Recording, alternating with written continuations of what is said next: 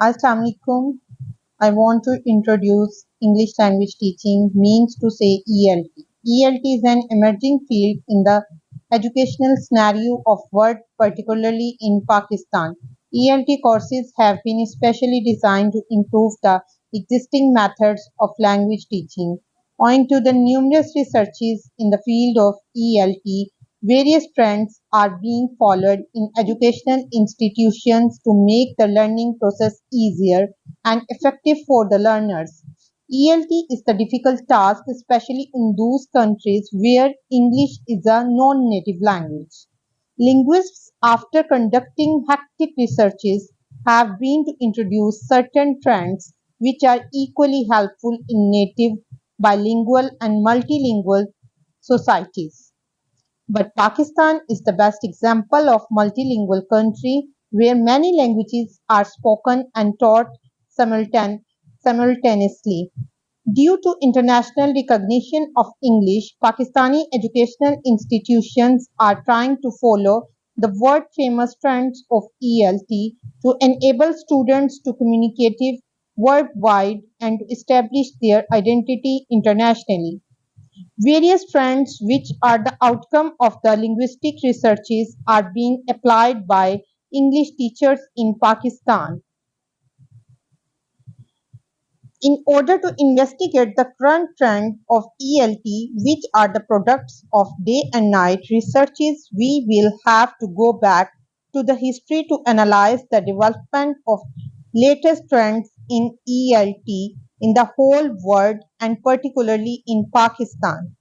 Towards the end of the 18th century and the beginning of the 19th century, behaviorism gave a new tendency to language teaching by introducing grammar translation method, GTM, direct method, and audiolingualism. Through these methods, linguists introduce structural element of language. Now I want to tell you about language. Language is the species-specific and species in uniform possession of man. It is Allah Almighty. It's a special gift to mankind. It's present everywhere in our thoughts and dreams, prayers and meditation, relations and communications and rituals. Beside being the means of communication and storehouse of knowledge. It is an instrument to transfer knowledge from one person to another and from one generation to another. Language is a primarily human and non-instinctive method of communicating ideas, emotions, and desires by means of a system of voluntarily produced symbols. Language, a means of communication, consists of four skills: writing, reading, speaking, and listening. Without the proper knowledge of these basic skills, one will not be able to communicate properly. As a term in language teaching, listening means lending ear to the spoken word with the purpose to understand the message. It is paying conscious attention to whatever is being said. We know very well a good listener is a good speaker. Speaking is the best way of expressing thoughts and ideas, desires to establish social relationships. This skill is also called oral skill or communicative skill. Reading means looking at the written word and understanding the message. In this sense, it consists of two steps: recognizing the letters of alphabets and comprehensions. At the higher stage, comprehension is the most important aspect of reading. Writing is important to convey one's thought in different corners of the world. The application of standard rules of grammar, spelling, punctuation, and usage, the act of writing, as distinct from skills of expression. Now I want to tell you about teaching.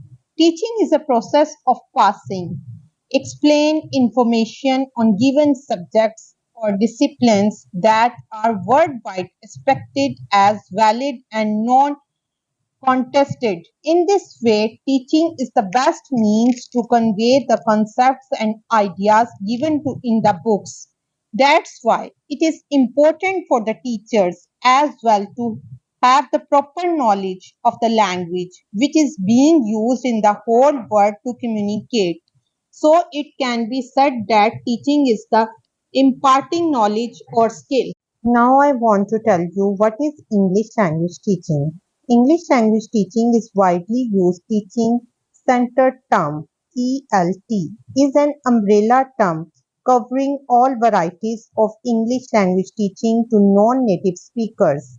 Other terms used in this field include English as second language ESL, English as foreign language EFL, English as an additional language EAL, English as an instructional language EIL, English as a lingua franca ELF, English for special purposes ESP, but ELT is a major term which covers all the terms and has a single entity. Now I want to tell you terminologies and types. The many types and terminologies used in the field of English teaching and learning may be confusing. English is a language with great research and influence. It is taught all over the world under many different circumstances. In English-speaking countries, English language teaching has essentially evolved in two broad directions. Instruction for people who intend to live in an English-speaking country for those who don't.